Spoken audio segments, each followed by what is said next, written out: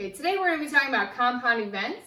Compound events are two or more singular events that happen one after the other. So the probability of these, remember our probability is our number of favorable outcomes, those that satisfy our event requirement, divided by the sample space, which is the total number of possible outcomes. In this first example, a die is rolled and then a coin is tossed. So that word then is going to tell you that this is compound probability. One event happens, then another event happens.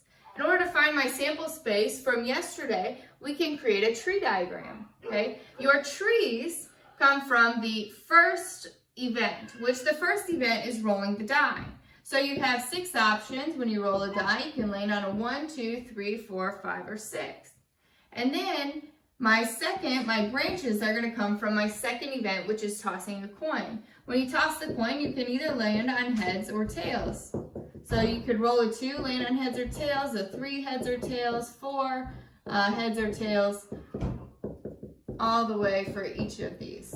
Okay? So now my tree diagram is complete and I can list my sample space. I could land on a 1 heads, 1 tails, 2 heads, 2 tails, 3 heads, 3 tails, 4 heads, 4 tails, and so on.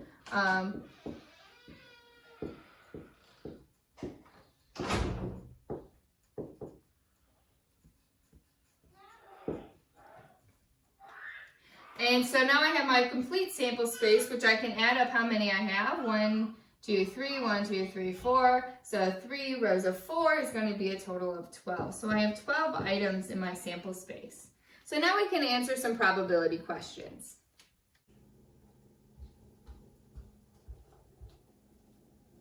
Now let's find some probabilities. Okay. The probability of landing on a heads. Now notice here that I don't have a requirement of what number I could land on. The probability is asking is if you land on a heads.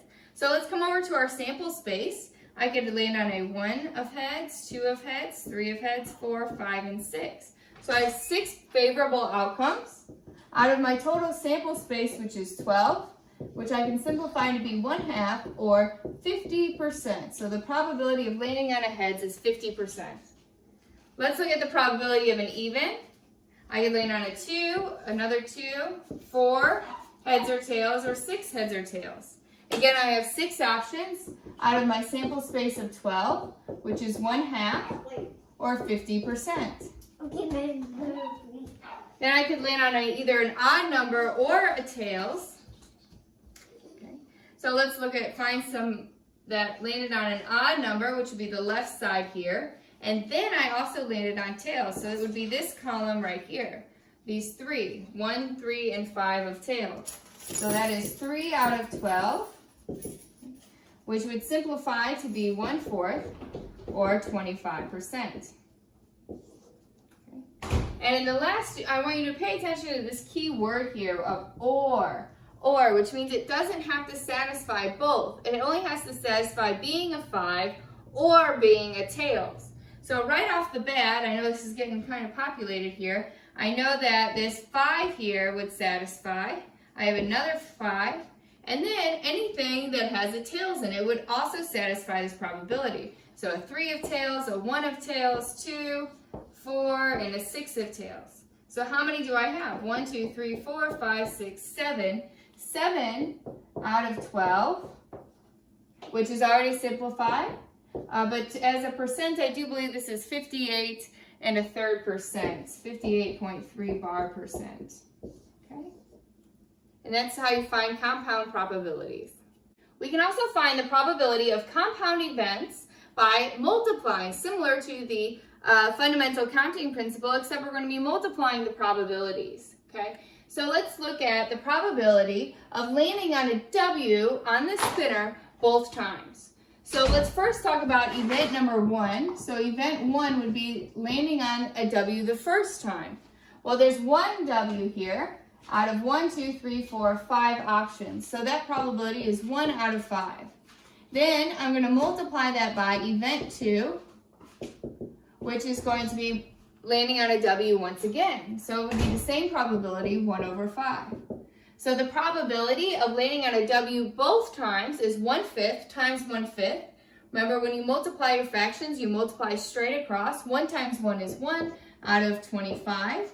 Okay? And you can leave your answer here as a fraction in simplest form. Okay? The next one, the probability of landing on an E. So this could be your first event. Landing on an E, you have 2 out of your 5 options. So this is 2 out of 5. Then multiplied by your second event, which would be then landed on a shaded region, which I actually forgot to shade in here. That W is shaded, H is shaded, and E is shaded on my picture. So you have 3 shaded out of 5. Now we can multiply across. 2 times 3 is 6. Out of 5 times 5 is 25. So 6 out of 25 times you would land either on an E and then on a shaded region. And the last probability, let's find the probability of landing on an unshaded region both times. So I have 2 regions out of 5 are unshaded. So that would be 2/5 for my first event, multiplied by, now my second event is the same thing, both times. So it would be the same probability, 2/5, which I can then multiply across. 2 times 2 is 4 out of 25. Okay. So with these probabilities, can you tell what the sample space is without having to write out all of your options? Notice the denominator is the sample space. So your sample space for this wheelhouse, 2 compound events in the wheelhouse, is going to be 25. Remember, this here is the sample space. Okay? If you have any questions, please reach out to me. I'm always available through email, phone calls, or text. Thank you. Bye.